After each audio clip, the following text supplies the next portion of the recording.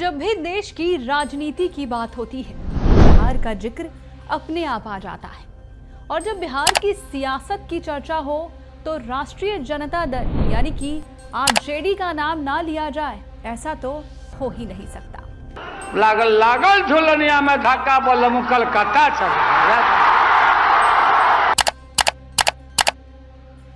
ये मोदी जी चाहते हैं फैक्ट्री लगाएंगे गुजरात में, अब विक्ट्री चाहिए बिहार में।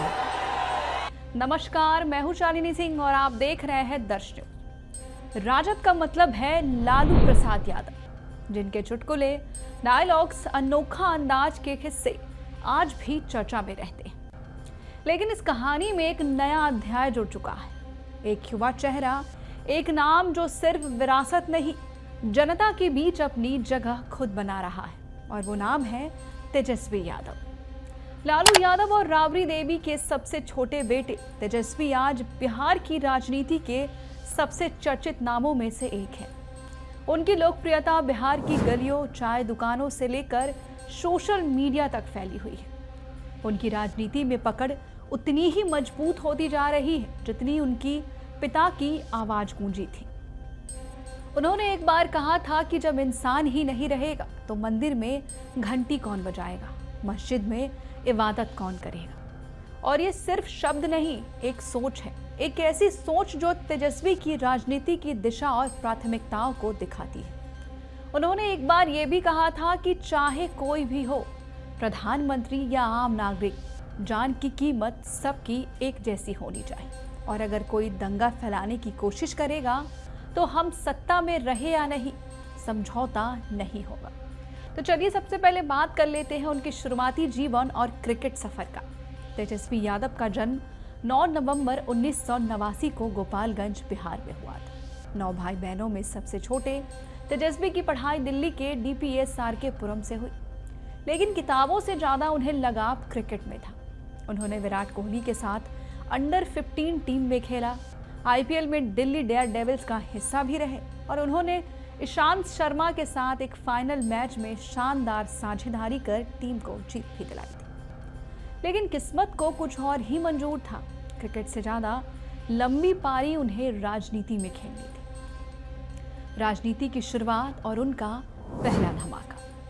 2015 में तेजस्वी यादव ने पहली बार चुनाव लड़ा, राघोपुर विधानसभा सीट से, और ये वही सीट थी जहां से कभी उनके माता पिता सत्ता में पहुंचे थे। उन्होंने बीजेपी के सतीश कुमार को 22,723 वोटों से हटाकर जीत दर्ज की, और उसी साल महागठबंधन बना। नीतीश कुमार और लालू यादव एक साथ आए और सत्ता में वापसी हुई। तेजस्वी यादव को पहली बार बिहार का उप मुख्यमंत्री बनाया गया। तब उन्होंने सड़क निर्माण और पर्यावरण जैसे अहम मंत्रालय मिले। उन्होंने एक बेहद सराहनीय पहल की सत्ता में आने के बाद। व्हाट्सएप शिकायत सेवा, जहां जनता सड़क की तस्वीर भेजकर सीधे सरकार से जुड़ सकती थी, और यहां पर काम भी हुआ, तेज, असरदार, और लोगों की नजरों में आने लगे तेजस्वी यादव। पटना में रिवर फ्रंट, बौद्ध सर्किट, टूरिज्म जैसी योजनाएं तेजस्वी यादव ने शुरू की। लेकिन झटके और वापसी के कारण 2017 में CBI के नजर में आ गए, जॉब फॉर लैंड। लेकिन तेजस्वी बोले, तब तो मैं सिर्फ 14 साल का था, मेरी मूछें भी नहीं आई थी। उसी दौरान नीतीश कुमार ने पलटी मारी और बीजेपी के साथ सरकार बना ली। अब तेजस्वी की कुर्सी चली गई, लेकिन हौसला नहीं गया। 2020 का चुनाव और 22 की वापसी।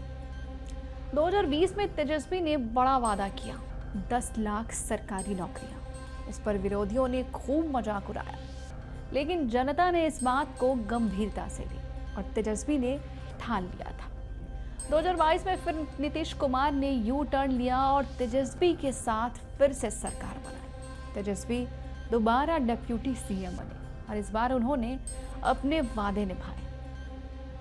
5 लाख नौकरियां दी, 3 लाख नई भर्तियों का प्रक्रिया शुरू कराई, 45 लाख कॉन्ट्रैक्ट शिक्षकों की भर्ती हुई, 1 लाख से ज्यादा की मोतियाबिंद ऑपरेशन, स्वास्थ्य और बुनियादी सुविधाओं में बड़ा सुधार आया। और उनके कुछ लाइन थे जो काफी फेमस हुए। साहब थक गए हैं, सिस्टम फेल है, और आज हर नौजवान की जुबान पर यह डायलॉग फेमस हो चुका है। अब बात कर लेते हैं चुनावी मोड़ पर बिहार की। अब बिहार में विधानसभा चुनावों की उल्टी गिनती शुरू हो चुकी और सियासी हलचल भी तेज है। लेकिन इस दौरान तेजस्वी यादव लगातार प्रदेश में यात्राएं कर रहे हैं। गांव, कस्बों, पंचायतों तक सीधा जाके संवाद कर रहे हैं, जनता से सीधा जुड़ रहे हैं। उनके भाषणों में आत्मविश्वास है और मुद्दे हैं बेरोजगारी, शिक्षा, महंगाई, स्वास्थ्य, विकास और पलायन की।